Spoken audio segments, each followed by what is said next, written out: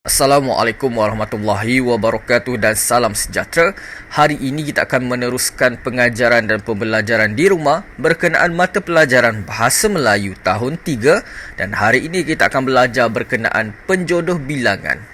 Pada akhir pengajaran dan pembelajaran pada hari ini, murid dapat memahami dan menggunakan golongan kata nama mengikut konteks, iaitu penjodoh bilangan. Yang kedua, murid dapat membina ayat menggunakan penjodoh bilangan. Murid boleh bersedia dengan membuka buku teks Bahasa Melayu jilid 2 muka surat 37. Sekarang murid boleh merujuk buku teks muka surat 37. Di dalam buku teks muka surat 37 ini memaparkan situasi yang mana berlakunya di sebuah kebun. Jadi kita lihat dan kita baca terlebih dahulu perbualan antara datuk dan cucu-cucunya. Wah, banyaknya pokok buah. Mengapakah datuk tidak menebang 3 rumpun pokok buluh itu? Pokok buluh itulah yang menahan tebing sungai daripada runtuh. Oh, barulah saya faham. Datuk, apakah fungsi tin-tin kosong yang diikat dengan seutas tali itu? Tin-tin kosong itu berfungsi untuk menghalau haiwan yang merosakkan buah-buahan di sini. Bunyi tin-tin kosong itu akan menakutkan haiwan tersebut. Jadi daripada perbualan ini, kita boleh lihat ada perkataan yang berwarna merah. Perkataan yang berwarna merah itu ialah penjodoh bilangan. Apa itu penjodoh bilangan? Jom kita belajar berkenaan penjodoh bilangan. Jadi pada hari ini kita akan belajar berkenaan penjodoh bilangan. Apa itu penjodoh bilangan? Penjodoh bilangan ini ialah kata yang digunakan sebelum sesuatu kata atau nama yang menunjukkan jumlah atau bilangan. Jadi, ingat murid-murid, penjodoh bilangan ini menunjukkan jumlah atau bilangan. Ini yang paling penting sekali. Contoh ayat, 2 biji bola. Okey, jadi penjodoh bilangan ini dia menunjukkan jumlah ataupun bilangan. Beberapa ekor burung. Okey, jadi ingat murid-murid, apabila kita nak menyatakan jumlah, okey, contohnya kita nampak kereta, tetapi banyak kereta. Jadi kita boleh cakap beberapa buah kereta. Kalau dekat rumah kita ada 3 buah kereta, 3 kereta, jadi kita boleh cakap saya mempunyai 3 buah kereta. Jadi penjodoh bilangan ini dia dapat menunjukkan jumlah ataupun bilangan. Jadi jom kita lihat penggunaan penjodoh bilangan. Jadi pada hari ini kita akan belajar berkenaan penggunaan penjodoh bilangan. Sebenarnya banyak penjodoh bilangan yang murid kena tahu. Tetapi pada hari ini kita akan belajar sedikit sebanyak berkenaan beberapa penjodoh bilangan yang ada di dalam buku teks muka surat 37. Jadi kita cuba faham apa yang dimaksudkan dengan perkataan yang berwarna merah yang kita lihat pada buku teks muka surat 37.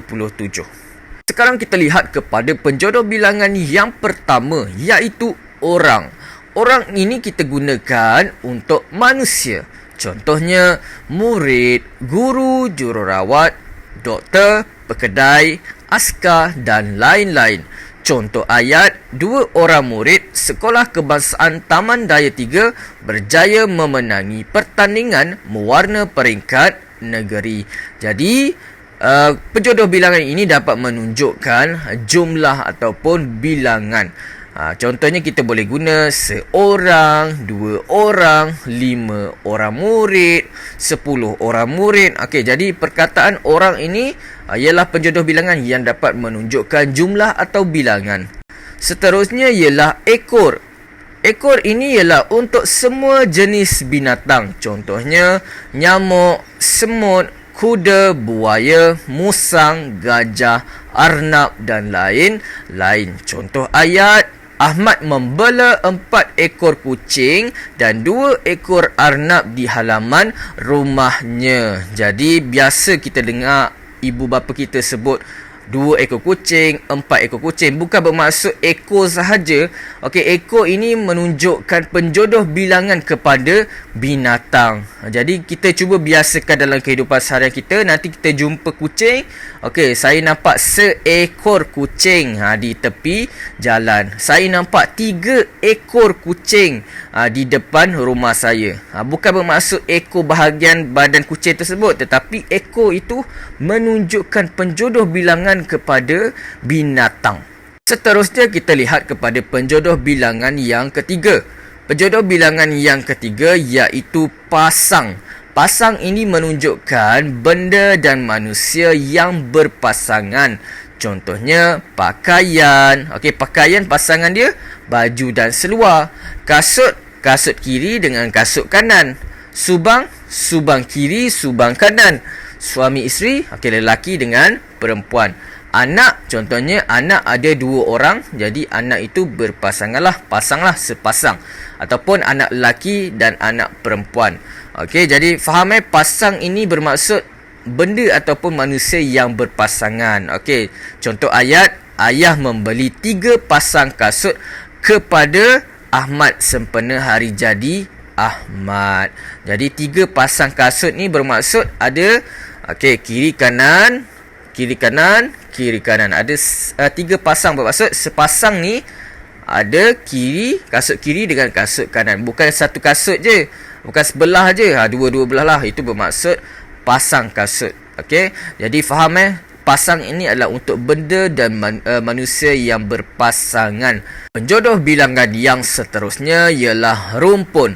Rumpun ini ialah untuk tumbuhan yang tumbuh rapat-rapat. Contohnya buluh, tebu, serai, pandan dan padi.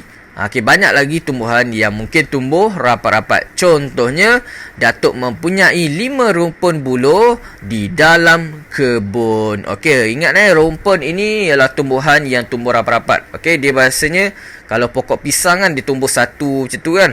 Tetapi kalau macam buluh tebu kan dia duduk rapat-rapat. Itu kita boleh panggil rumpun. Jadi faham rumpun ini ialah untuk tumbuhan yang tumbuh rapat-rapat. Ini laki dia lah untuk tumbuh rapat-rapat. Seterusnya ialah penjodoh bilangan buah. Buah ini ialah untuk benda-benda yang besar dan padu yang tidak mempunyai bentuk yang tertentu. Contohnya kereta, negeri, rumah, buku, kotak, radio, bandar, kampung dan sebagainya. Jadi kita lihat kepada contoh ayat. Ali terpesona melihat 3 buah kereta antik dan 4 buah motosikal antik yang dipamerkan di pameran kenderaan ini. Jadi penjodoh bilangan buah ini menunjukkan benda-benda yang besar lah. Biasa kita gunakan. Ada 3 buah kereta di hadapan rumah saya. Saya mempunyai 2 buah kereta yang sangat cantik.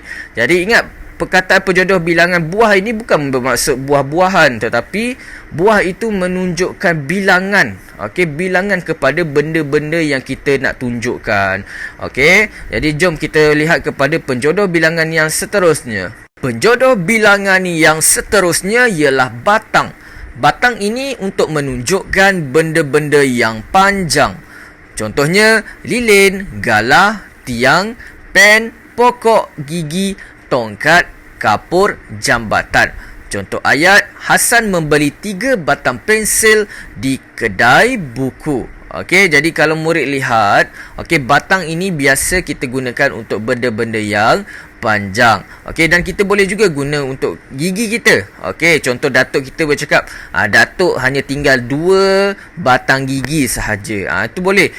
Contoh ayat yang lain, saya berada di antara 2 batang pokok. Itu pun boleh. Jadi jom kita lihat kepada penjodoh bilangan yang seterusnya. Penjodoh bilangan yang seterusnya ialah kawan. Kawan ini untuk kumpulan haiwan. Contohnya lembu, kambing, lebah, gajah, burung dan sebagainya. Contoh ayat, rumput sedang diragut oleh sekawan kambing di padang. Kawan ni bukan bermaksud kita berkawan dengan binatang tersebut, tetapi kita nak bagi tahu, sekawan kambing ni maksudnya kambing yang banyak. Kalau seekor, kalau satu bermaksud seekor kambing. Kalau dia sedang beragut dekat padang tu banyak kambing, kita boleh cakap sekawan kambing. Seterusnya berkas. Berkas ini adalah untuk benda-benda yang diikat bersama-sama. Contohnya kunci, lidi, kayu. Okey, bermaksud objek-objek tersebut banyak dan kita kumpulkan, kemudian kita ikat. Itu kita panggil berkas. Jadi kita lihat kepada contoh ayat. Ayah membeli beberapa berkas kayu api. Jom kita lihat kepada penjodoh bilangan yang seterusnya. Penjodoh bilangan yang seterusnya iaitu deret. Deret ini untuk benda-benda yang tersusun. Contohnya bangunan, rumah, kedai, kereta. Contoh ayat, sederet rumah kedai itu musnah dijilat api. Deret ini untuk menunjukkan benda-benda yang tersusun lah. Contohnya rumah. Kalau rumah teres kita kan ada rumah yang sederet. Rumah ni, dia bersambung-sambung. Itu bermaksud sederet rumah. Jom kita lihat kepada penjodoh bilangan yang seterusnya. Bilah. Bilah ini untuk benda-benda yang tajam. Contohnya parang, pisau, golok, gunting, sabit, keris. Contoh ayat, ibu menebang lalang di belakang rumah menggunakan sebilah sabit. Jadi penjodoh bilangan bilah ini untuk menunjukkan benda-benda yang tajam. Seterusnya botol. Botol ini untuk menunjukkan benda yang diisi dalam botol. Contohnya botol ataupun botol susu.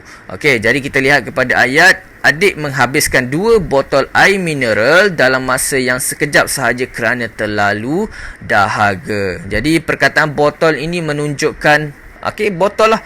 Berapa banyak botol yang digunakan. Jadi kita lihat kepada penjodoh bilangan yang seterusnya iaitu utas. Utas ini digunakan untuk benda yang panjang dan dapat digulung. Contohnya dawai, rantai, tali dan sebagainya. Contoh ayat, Cikgu Syazwan menghadiahkan seutas rantai kepada ibunya.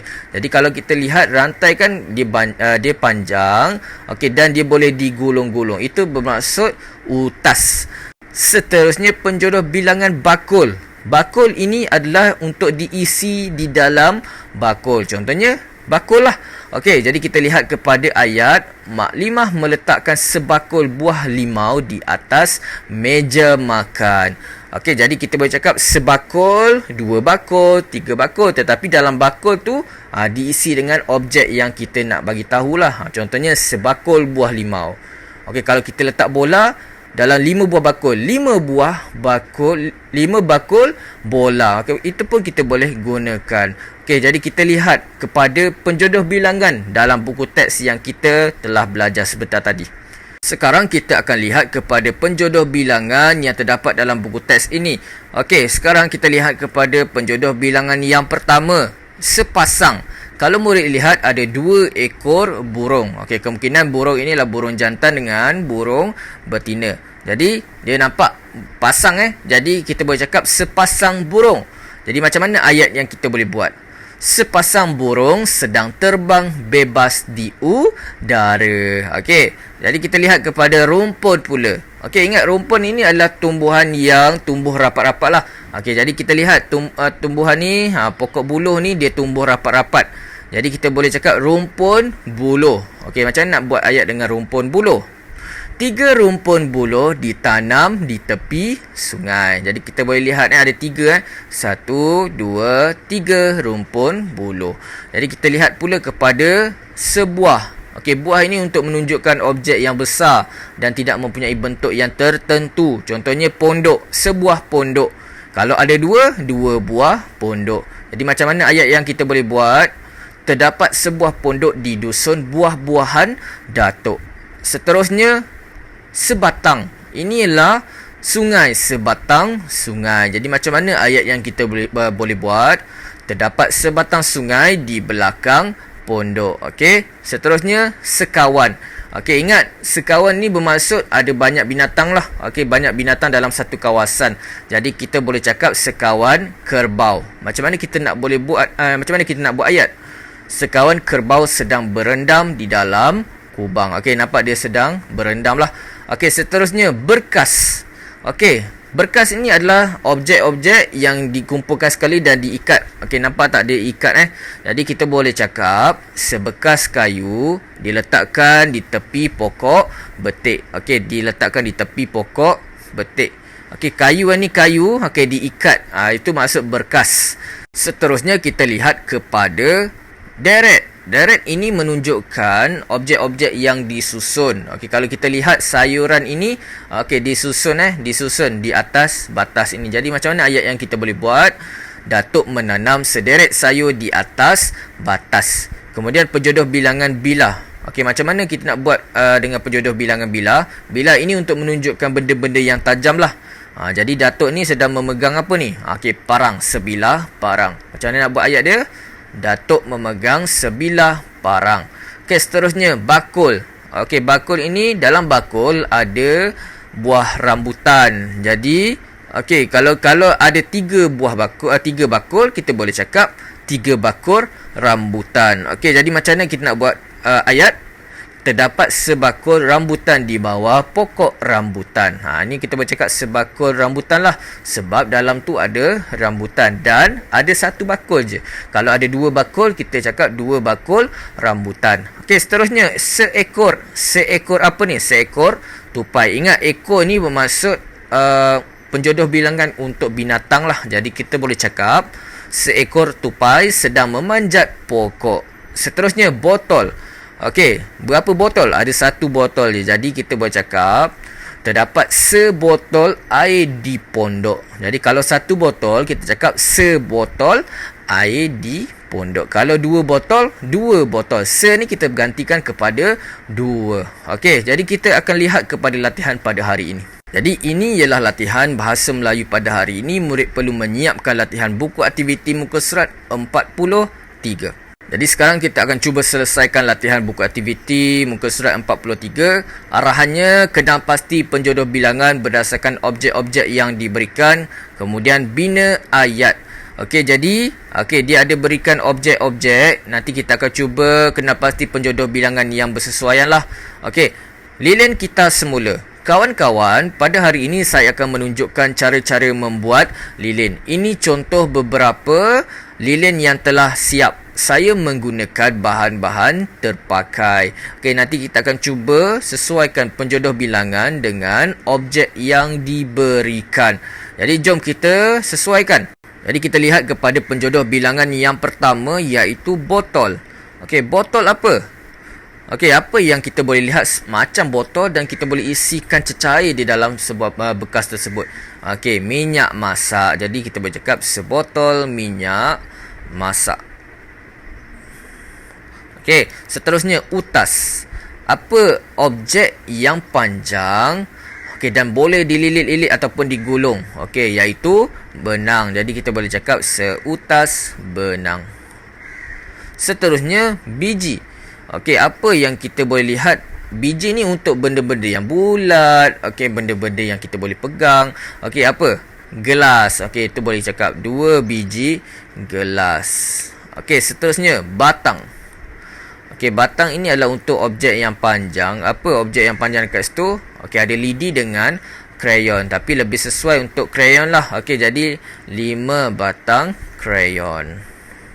Okey, seterusnya berkas. Berkas ini adalah untuk objek yang dikumpulkan sekali dan diikat. Okey, ini lidi ni adalah objek yang diikat lah kat sini. Jadi seberkas lidi. Seterusnya ketul. Okey, ada beberapa ketul batu lah kat sini. Jadi kita boleh cakap beberapa ketul batu. Okey, jadi ini ialah penjodoh bilangan dan objek yang kita sesuaikan lah. Jadi kita lihat dekat atas ni. Okey, lilin. Apa penjodoh bilangan yang sesuai dengan lilin? Penjodoh bilangan yang sesuai dengan lilin apa? Lilin ni adalah objek yang panjang. Okey, jadi kita boleh gunakan batang.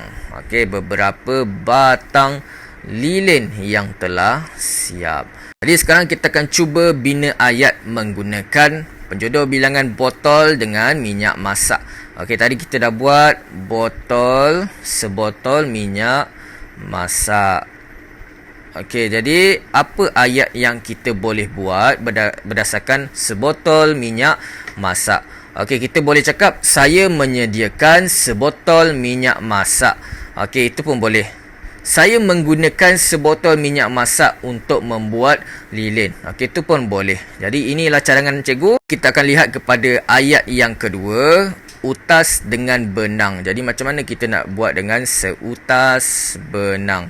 Jadi kalau kita lihat benang ini bukannya panjang jadi kita boleh cakap benang yang pendek.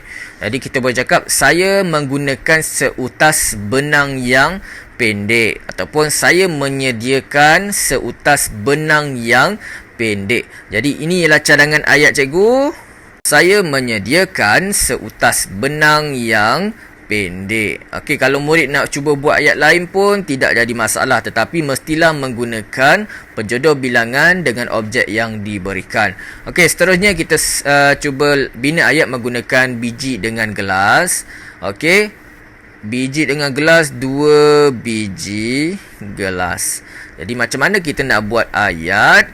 Okey, saya menyediakan 2 biji gelas untuk dijadikan acuan. Okey, dengan adanya gelas tu dijadikan acuan lah. Jadi inilah contoh ayat.